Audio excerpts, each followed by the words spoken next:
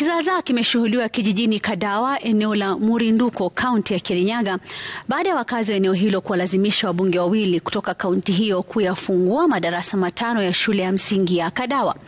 Wakazi wakilalamikia kuchelewa kuzinduliwa kwa ufunguzi wa madarasa hayo miezi miwili baada ya ujenzi kukamilika. Wakazi walisitisha kikao hicho kilichokuwa kikihudhuriwa na mwakilishi wa kike Njeri Maina na seneta Kamau Murago. Kama Mwangi anatuarifu zaidi.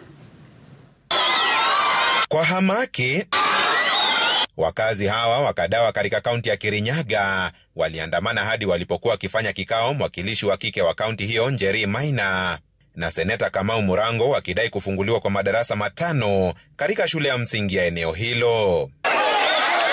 Hasira yao ikiletwa na wanafunzi katika shule hiyo kusomea kwenye madarasa yaliyochakaa, pasi na ujenzi wa madarasa mapya kukamilika miezi miwili iliyopita na kusubiri kuzinduliwa. Hatutangojea tena, tutungoja wengine wakunja wafungue, sababu tunaona wale walianza hii kazi wamefika tayari wako na kazi. Mtu ambaye yule anafanya kazi ndiye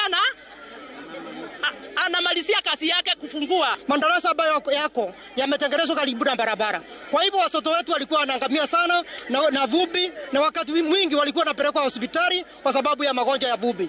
Moja kwa moja wakiwafululiza wabunge hao shuleni humo kuyafungua madarasa hayo yaliyojengwa na bodi ya hazina ya kukua kwa maeneo bunge na kisha kuwahamishia wana wao madarasani humo tayari kwa masomo.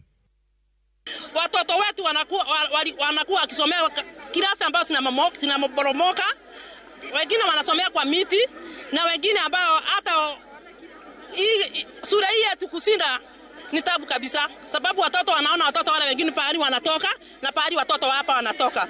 Miradi yote ya serikali ikiisha kutengenezwa, hata barabara ikiisha kukarambatiwa, kama itakuja kufunguliwa inangojea kuja kuzinduliwa na watu watumie mapesa mingi ya serikali na yakaa za Bunuasi, Alufulela, Ulela, Sopo, sisi tutakuwa tunafungua sote. Na katiba yetu inasema ya kwamba kila mtoto ana haki ya kusomea mahala ambapo ni conducive, au mahala ambapo ni pazuri, ni pasafi, ni mahala ambapo mtoto akiingia kwenye darasa ni anaweza pia kuweza kutulia kimawazo ili aweze kusoma. Kama Mwangi, runinga ya Citizen.